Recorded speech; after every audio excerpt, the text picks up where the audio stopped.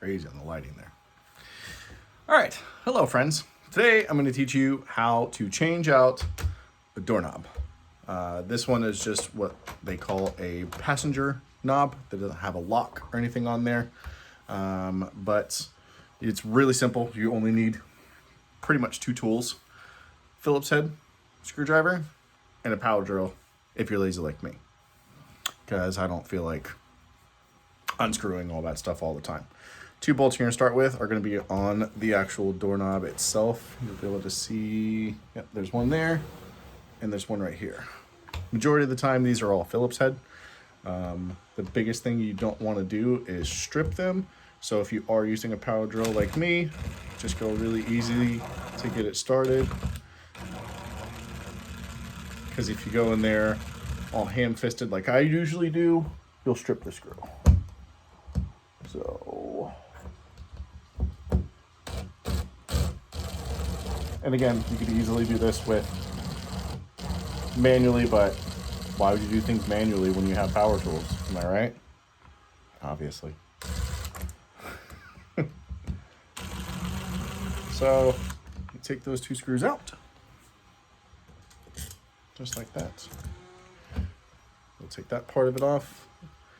See some extra caulking that'll be there from extra paint from whenever they replaced the door last time with the doorknobs. Next thing you're going to do is take off these two screws. This attaches to what's called the strike plate, which is on the inside parts right here. So that's where that plate goes into. We'll change that out in just a second. Let me get you guys a good view here. There we go. And again, back those out. It's really simple. Like, it's really, really simple. So if you're at a new place and want to change your own locks or need to change your locks or anything else, this is a really, really simple procedure. I may not even edit this video just to show you how quick you can do it. I say quick, again, this is giving me all kinds of hell. All right, so now that that's loosened up, this doorknob will just pull just out like that. Okay, the only thing that's left is what's on the inside here. You just take it, a little bit of wiggle, and pull that right out. Right, we got that all done. Damn, it's a shame, I just vacuumed this floor and there's a ton of sawdust in here. Well, I'm just gonna put that in the box. All right, and we're changing it out for this guy instead. Nice little, kind of like a satin black door handle. We're also gonna be changing out the strike plate as well. Strike plate is the one that goes on the actual door frame. It's, again, two screws. It's really simple to do this. So just break everything out of the packaging. Shout out to Amazon for having some great deals on all of this stuff for our house. Big thing to point out, to remember, is that the screw part of it, of the doorknob, is going to go on the inside part of the door. Obviously, it makes sense because that's a secure part of the door. If you have it on the outside, somebody's going to be able to back out the screws, take off the door handle, and they'll be in. I mean, not that you're looking for this for total security purposes, but you get what I'm trying to get at. So with this, also, the orientation of the way that this goes, you see how there's a flat edge that's here? It's a 50-50 shot at getting it right. But when you're looking at it, when the door goes to close, you're gonna want this little lip piece on the back part of it here. Reason why is that whenever the door comes to the strike plate, it's going to move and it's going to push, so it's going to glide right up against there, and as soon as it goes into place, that's where it locks in and the door stays shut. Right. So it's the same process but in reverse. Whenever you're going to put those ones on, all you got to do is just match it up. Match up the holes. There's going to be 3 prongs that you can see right here, as this thing is giving me trouble. And again, there's usually only one of 2 ways that these things go together. So There we go. So that one's all in. At this point, I don't normally tack everything together and call it a day. Oh, I see why there was a bunch of sawdust in here. Is because the guys that drilled the hole for this door drilled it off. Oh man, the things you figured out whenever you're doing repairs on a flip home, I'll tell you. So I'll kind of show you what's going on here. Whenever I have my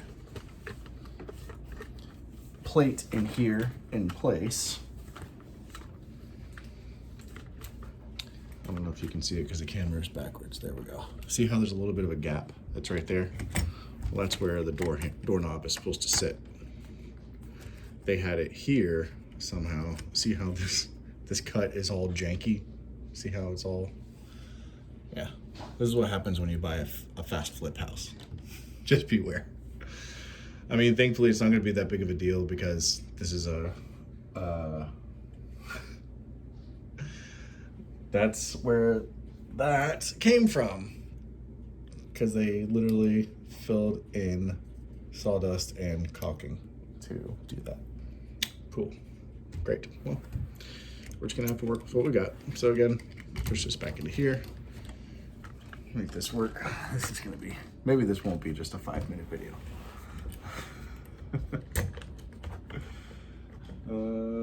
To try to line it up the best that we can. And then what we're gonna do, take the other part of it here, and you're just gonna match that up. Now, some of them will have, see how there's a little square that's inside of there in that middle part? Some of them will have like a little cutout inside of there to make sure that you have it lined up correctly. So if that's the case, just make sure that you do. But 9 times out of 10, these are all fairly universal fit. You do want to have your screws ready for this. Now, when you're putting the new doorknob on, I don't recommend, I know, shocker, but I don't recommend that you go with a power drill at first, because you can strip these bolts really easily, and you want to make sure that they're actually lined up with where they need to be lined up with. So what I like to do is just get a few teeth of them in. Same thing with the other side, just so that way I know it's lined up and it's actually matched. I'm gonna look at here real quick just to make sure that I can, there we go. And it'll look a little bit, sometimes it'll look a little bit janky whenever you're first doing it, and that's okay. There we go. So we're caught the thread, we're doing good.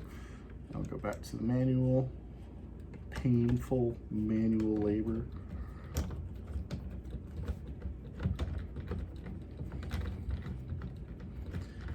Other big reason I don't use the power drill whenever I'm putting the brand new one on is because the chuck that's on the drill will tend to scratch up the doorknob itself, and the last thing you want is to put a brand new knob on and it'd be all gross and scratched up. So hopefully you guys can see this pretty well. And I haven't tightened these down exactly just all the way yet. Get it down just kind of like fairly in place, because I also need to have a little bit of slack in there whenever I'm lining up the other side of the strike plate.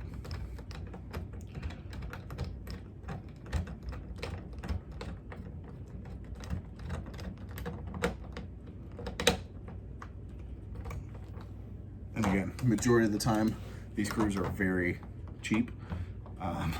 So be careful whenever you're putting them in, because you, excuse me, don't want them to strip. And for this, you see we're almost lined up there. It's almost flush. I'm gonna pull it up there, see if we can't get it knocked into place a little bit. And sometimes if it protrudes out a little bit, it's okay. This is, it would be great if it's an exact science, but again, this is a closet door, so it's not gonna be that big of a deal. We just want it as close as we can get it to where the holes are that are already pre-drilled there to make our life a lot easier. Then pop these two in. There you go. It ended up sitting pretty flush. You can kind of see it's pretty flush on the profile there, so that's good. And then the only thing we got left to do is change out the strike plate, which hopefully I can get some lighting for you.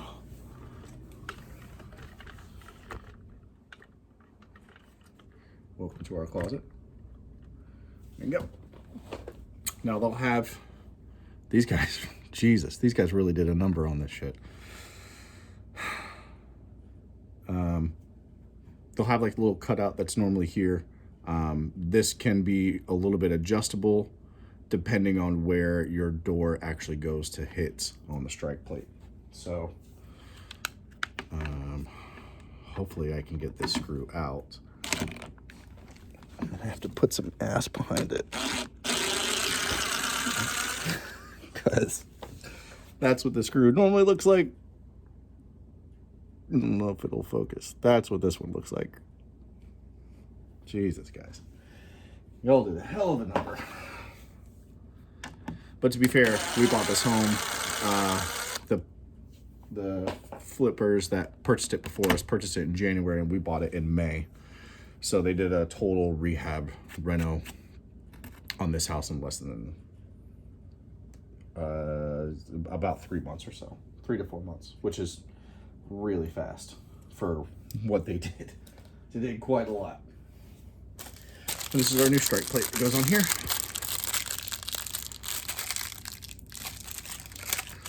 Child-proof bags. And what I'm going to do is just match it up to where the old one was, which you can kind of see from the imprint that's here on the door frame. And it was a little bit cockeyed before, so that's how I'm going to leave it. We got our extra 2 screws.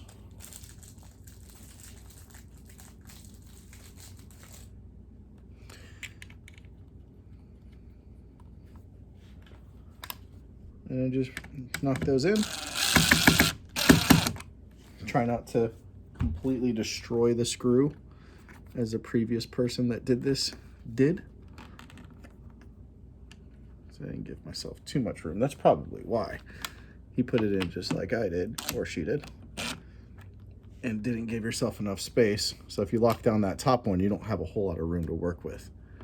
So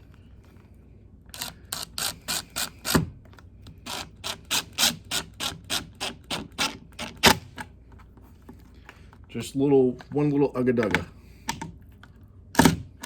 That should be plenty to be able to get you on there. Clean up all of our stuff. Everything back in the box. All tucked away and safe. And if we did it all right,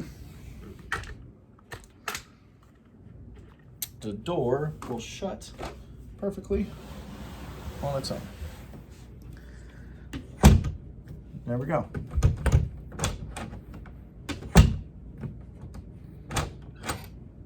Bingo.